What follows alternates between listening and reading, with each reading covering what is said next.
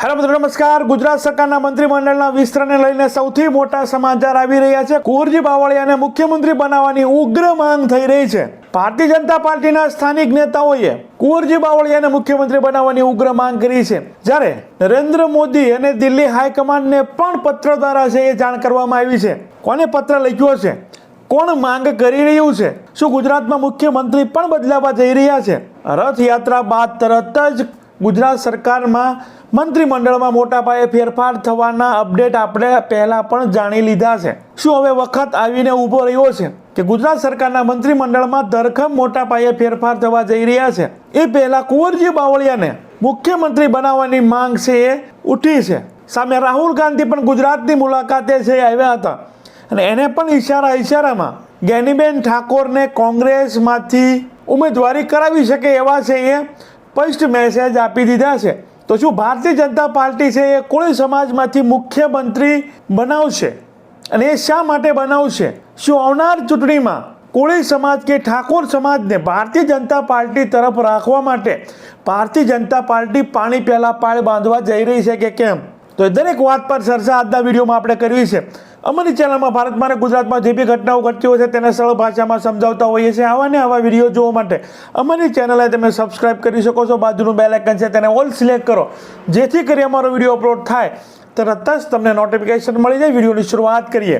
હાલ તાજેતરમાં કુંવરજી બાવળિયાને કોઈ મોટી જવાબદારી સોંપવામાં આવે અને મુખ્યમંત્રી જ બનાવવામાં આવે એવી ઉગ્ર માંગ ઉઠી છે. રાજકોટ જિલ્લાના જે બી ગામડાઓ છે ત્યાંના સ્થાનિક નેતાઓએ ઉગ્ર રજૂઆત કરી છે અને કોળી ઠાકોર નિગમના પૂર્વ અધ્યક્ષ અને હાલ વાઇસ ચેરમેન એવા ભૂપતભાઈ ડાભીએ તો દિલ્હી સુધી રજૂઆત કરી છે. નરેન્દ્ર મોદીને પત્ર લખીને જાણકારી આપી છે કે કુંવરજી બાવળિયાને મુખ્યમંત્રી બનાવવામાં આવે, જેથી કરીને ભારતીય જનતા પાર્ટીને જે નુકસાન થવાની ભીતિ છે તે ના થઈ શકે. હાલની જે પોઝિશન છે તેને ધ્યાનમાં રાખીને અમે એક સર્વે કરાવ્યો છે કે ભવિષ્યમાં ભારતીય જનતા પાર્ટીને છે નુકસાન થઈ શકે છે અને એ નુકસાન ન થાય એ માટે કોળી ઠાકોર સમાજમાંથી કુંવરજી બાવળિયાને છે મુખ્યમંત્રી બનાવવામાં આવે એવી ઉગ્ર માંગ છે એ કોળી સમાજ દ્વારા, કોળી સમાજના સંગઠનો દ્વારા અને રાજકોટ અને અન્ય જિલ્લાના ભારતીય જનતા પાર્ટીના નેતાએ છે એ ઉગ્ર રજૂઆત કરી છે. અને થોડા દિવસ પહેલા જ એવા સમાચાર વહેતા થયા હતા કે રથયાત્રા બાદ તરત જ ગુજરાત સરકારના મંત્રીમંડળમાં મોટા પાયે ફેરફાર થવાની શક્યતા પૂરેપૂરી છે. તો રથયાત્રા પૂરી થઈ ચૂકી છે. મંત્રીમંડળમાં ફેરફાર થવાની વાતે છે એ વેગ પકડ્યો છે અને એની વચ્ચે છે કુંવરજી બાવળિયાને મુખ્યમંત્રી બનાવવાની ઉગ્ર માંગ થઈ છે.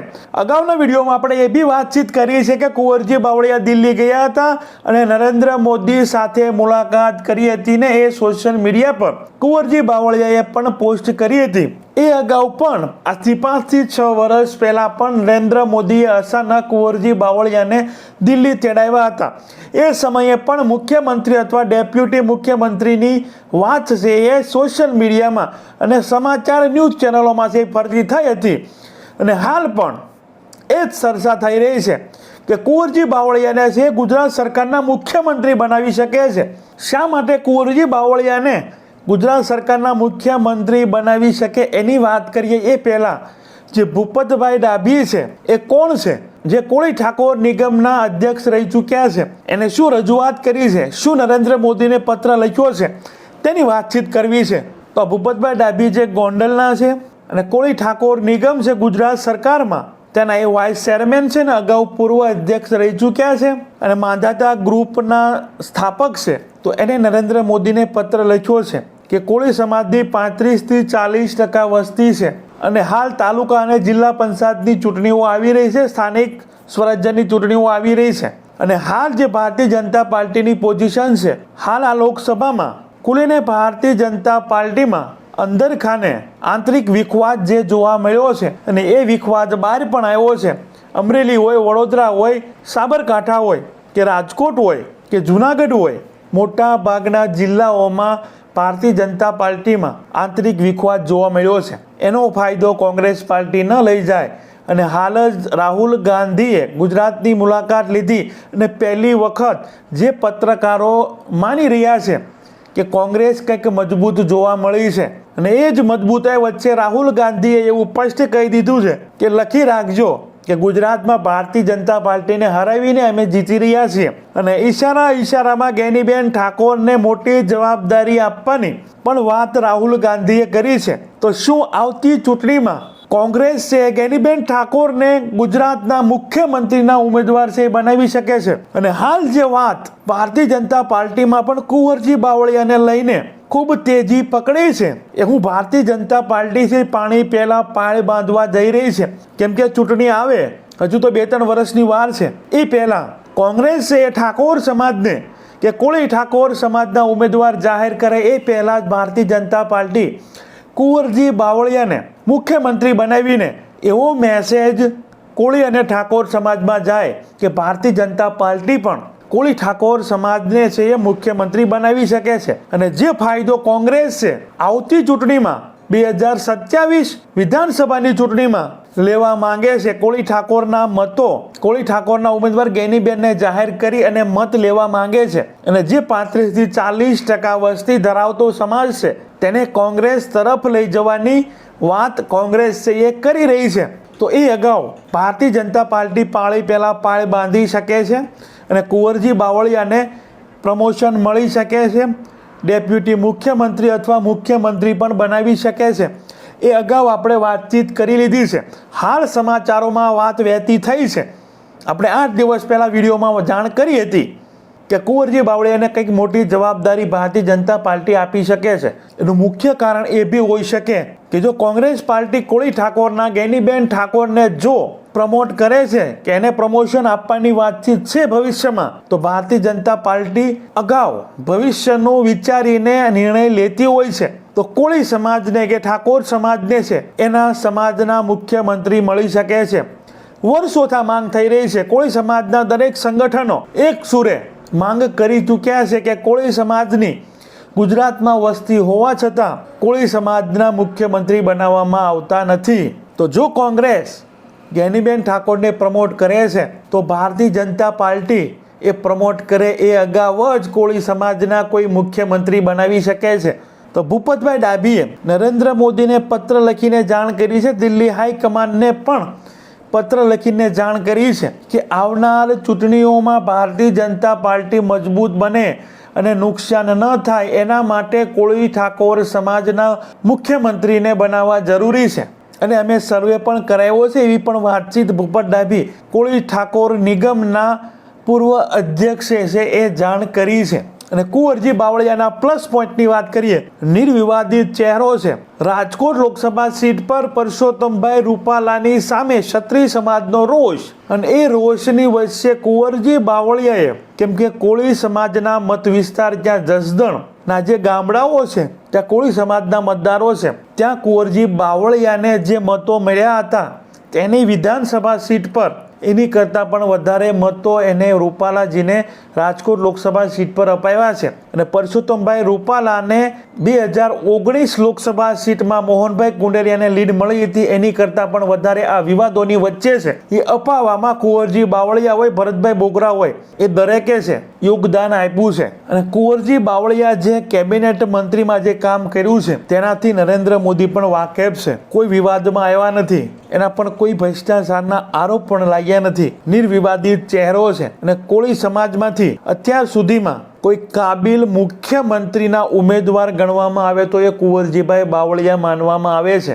શિક્ષિત પણ છે અને નરેન્દ્ર મોદીની ગુડ બેંકમાં પણ આવી ચૂક્યા છે, કેમ કે નરેન્દ્ર મોદી અવારનવાર તેની સાથે મુલાકાત કરી છે ને અવારનવાર તેને દિલ્હી તેડાવ્યા છે. અમિત શાહ સાથે પણ મુલાકાતો થઈ છે. આ દરેક વાતની વચ્ચે કુંવરજી બાવળિયાએ પણ મીડિયા સમક્ષ વાતચીત કરી દીધી છે. હાલ એ પાયા વિહોણી વાત કરી રહ્યા છે અને કોઈ મારા હિતેશુએ આ વાત છે એ કરી હોઈ શકે કે માંગ કરી હોઈ શકે. મારી પાસે આવી કોઈ માહિતી નથી ને મેં એવી કોઈ માંગ કરી નથી. અમારું હાઈકમાન્ડ જે છે તે નક્કી કરતું હોય છે. આવી વાત હાલ કુંવરજી બાવળિયા છે કહી રહ્યા છે.